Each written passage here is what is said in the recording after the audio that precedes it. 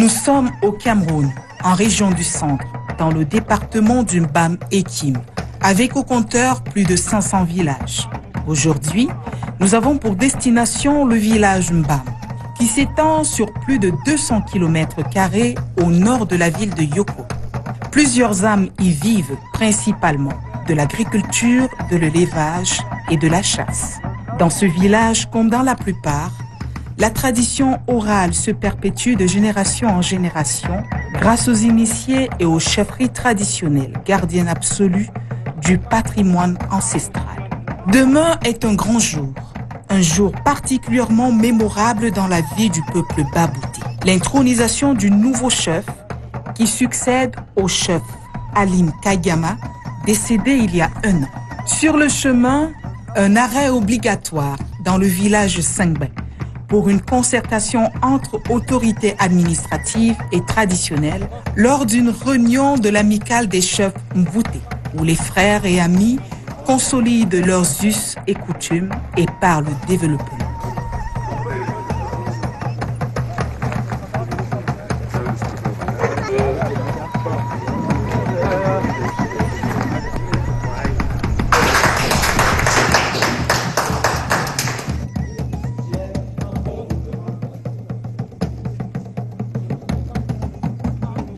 Après cet arrêt, cap sur le village Mbam, notre réelle destination. Le chef sera intronisé selon les secrets de la connaissance ancestrale que les initiés détiennent et qui reste l'une des dernières mémoires orales des Baboutés. On est chef, on ne devient pas chef. C'est pas par hasard qu'il est chef. Regardez ce qu'il a eu à faire. Et avec lui, par la grâce du Seigneur, je crois bien qu'il pourra encore faire plus que cela. Il est en train d'aller dans notre nouvelle vie. Donc il faut des conseils. Nous attendons beaucoup de lui. Un chef entrepreneur, un chef qui aime sa population, un chef qui a l'écoute de sa population. Et je crois bien, ce chef est à la hauteur de ce que nous sommes en train de dire. Et vous voyez, ce n'est pas que je suis en train de jeter des fleurs pour lui. On dit souvent où la route passe, le développement suit. Vous avez vu ce qu'il a eu à faire sur cette tronçon partant de Yaoundé pour le nord. Ce n'est pas seulement pour le Mbam-Ekim, ce n'est pas seulement pour Yoko, mais c'est pour tout le Cameroun. C'est ça un chef. Pensez aux autres.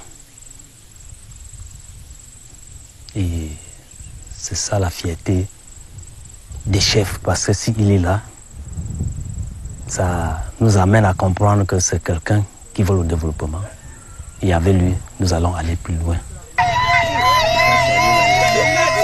C'est l'arrivée du chef qui sera couronné demain après une série de rites initiatiques qu'il aura observé toute cette nuit.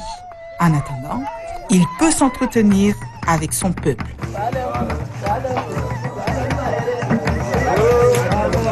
Voilà pourquoi je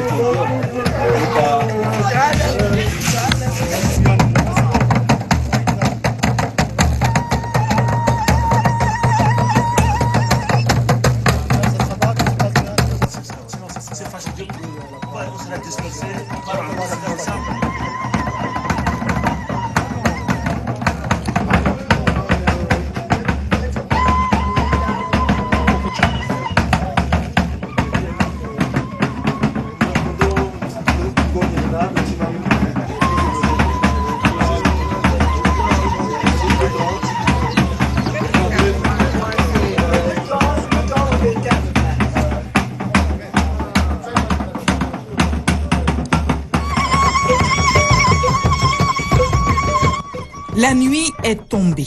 Les choses sérieuses peuvent donc commencer sous la houlette des initiés. Le chef ne marchera plus sur ses pieds jusqu'à la fin des rites initiatiques. Il doit être porté sur un cheval normalement, mais à défaut, sur le dos d'un initié pour la case sacrée où l'essentiel de l'initiation se fera. Cette initiation a 2 étapes. Il y a une première étape où on sort de la case sacrée. Et puis il y a une année probatoire. Cette année probatoire dure 1 an. Et à l'issue de la fin de l'année, c'est-à-dire que la date butoir où le chef pressenti a fini de recevoir, de maîtriser les rites initiaux importants, alors il sort dans toute sa magnificence, dans toute sa gloire. La chefferie traditionnelle, c'est la short list. Ce n'est pas facile de pénétrer dans le monde des chefs traditionnels, puisque c'est les ancêtres qui y participent activement pour que vous soyez chef traditionnel. Le conseil que l'on peut donner à Sa Majesté Litier, déjà il a les prérequis, c'est un intellectuel, il a travaillé dans de grandes institutions internationales. Et puis quand on l'observe, je crois qu'il maîtrise déjà beaucoup de notions, parce qu'il a aussi flirté avec beaucoup de chefferies. Il a déjà des atouts qui font que sa gouvernance ne pourra souffrir d'aucune difficulté. L'être humain n'est composé que de 5 éléments, hein. La terre, l'eau, le feu, l'eau et l'air aussi, je crois, pour faire 5. Le feu en fait partie. Alors le feu, représente d'abord la vivacité, la vitalité et peut-être je peux schématiser ça en disant que lorsque quelqu'un est décédé, quelques heures plus tard, le corps devient froid. Ça veut dire qu'il n'a plus la vie. Et d'autre part, j'ai parlé d'une année probatoire. Il y a le comportement du chef qui doit changer, sa manière de faire, ainsi de suite, ainsi de suite. C'est une étape vraiment compliquée et difficile. Ce n'est pas un acquis. Ce n'est pas un acquis. Par exemple, on peut interdire, il ne salue plus les gens, il ne fait plus n'importe quoi, il ne se rend pas à n'importe quel endroit. Dans le domaine initiatique, on est toujours avec les ancêtres. Et les ancêtres, pendant tous ces rites-là, nous voyons que les ancêtres ont acquiescé. Vous comprenez, donc on ne va pas se mettre à dire que voilà. Mais ces rites dont on venait de parler, il y a beaucoup d'étapes. Il y a moult étapes et des étapes très difficiles aussi. Pour sortir de la case sacrée, ce n'est pas facile. La sélection est assez rigoureuse. Hein. Pour pouvoir être chef traditionnel, vous vous retrouvez au milieu de beaucoup de princes. Et vous êtes choisi. Et ce choix-là est très méticuleux. Il restera toute cette nuit éveillé jusqu'au matin, car le chef ne sommeille ni ne dort pendant cette période cruciale. Il devra braver le feu auquel on additionne des encens et autres écorces sacrées. Il devra également défier la fumée, portes et fenêtres hermétiquement fermées. Interdit aux non-initiés. Nos caméras ne peuvent donc pas y accéder. Nous ne saurons jamais ce qui se passe à l'intérieur de cette case sacrée dans les moindres détails. Le chef survivra certainement à cette initiation. Mais en attendant sa sortie à l'aube du premier jour qui marque la fin des rites, les hommes, les femmes et les enfants sont aux aguets, chantant et dansant.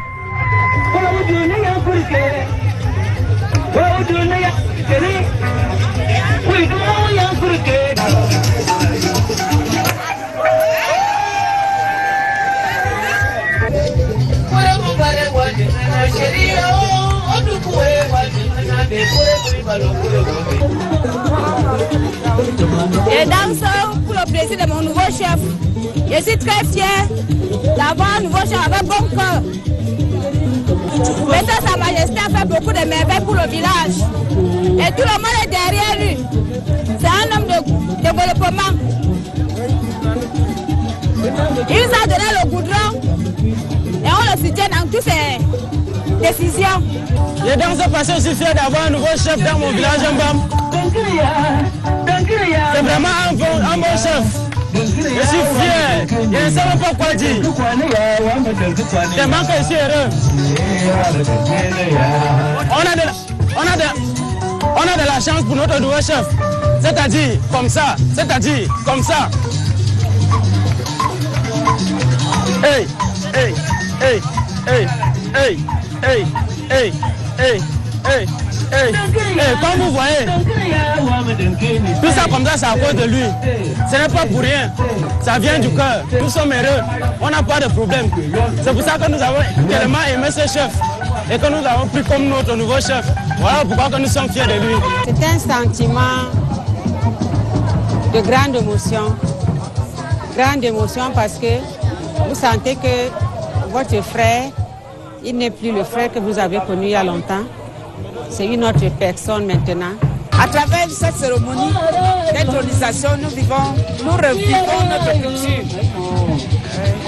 culture, la culture vitée. Pour moi, c'est un moment très émouvant.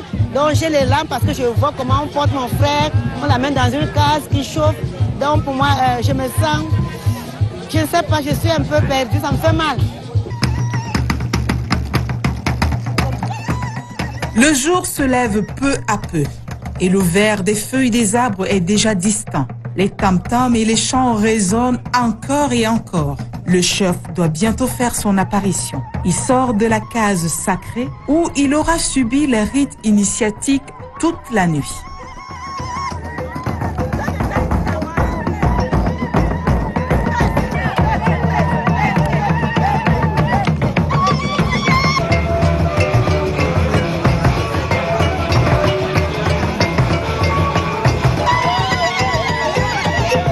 Acclamé par son peuple, adoubé par ses ancêtres et les dieux, une fois assis sur une banquette en matériaux naturels, à ses pieds, des jumeaux, symbole de force, de fécondité, de prospérité et de pouvoir.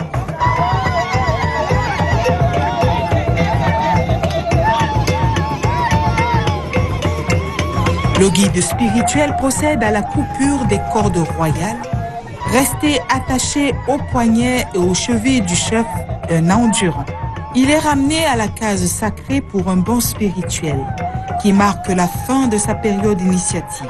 Il sera dépouillé de toutes sortes de souillures et de servitudes.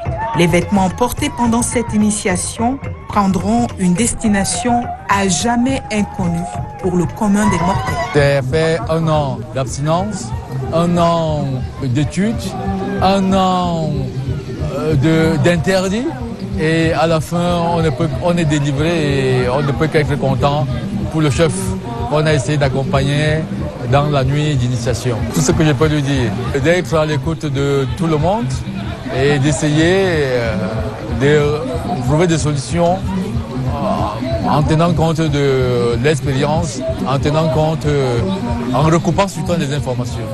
Et il faut qu'il sache qu'il est le chef de tout le monde, des fous, des intelligents, des jeunes, des vieux.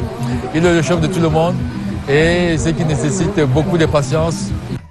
Le chef, désormais Sa Majesté Janvier Litze, est officiellement devant Dieu, la loi, les hommes et ses ancêtres, chef du village Mbam.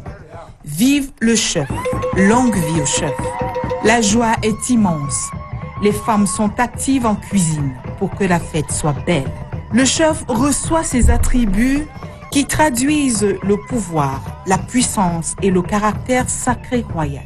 Un sac tissé en matériaux naturels, plein de symboles traditionnels. Une corne, un bâton et une canne indispensables pour conduire son peuple, comme l'histoire de Moïse dans la Bible. Un chasse-mouche et un collier tissé orné de coris.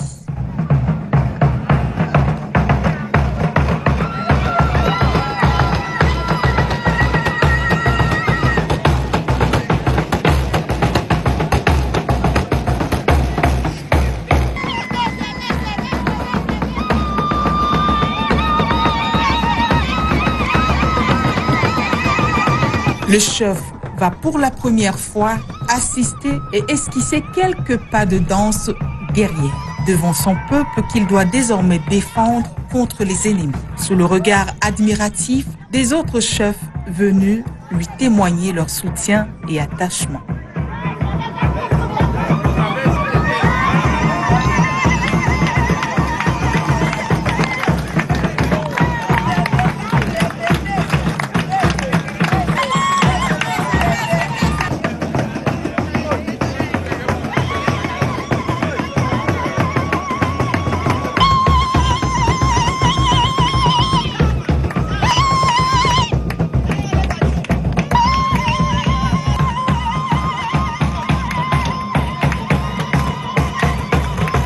aussi le lieu de recevoir les dons et les offrandes. La manière de donner compte plus que le don. Le chef mérite tous les honneurs, même dans un monde dominé par la logique et la science. Le chef est chef à vie. Merci à la population de Mbam qui a voulu faire de moi son guide, son leader. Je suis certes un descendant de Giwa, fondateur de cette contrée. Tout le monde sera traité au même pied d'égalité.